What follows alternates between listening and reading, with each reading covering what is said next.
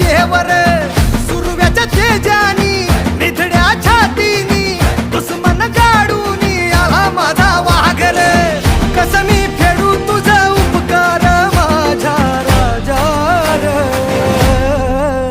माझ्या मनामंदी ध्यानामंदी शिवबाच नाव रे माझ्या मनामंदी ध्यानामंदी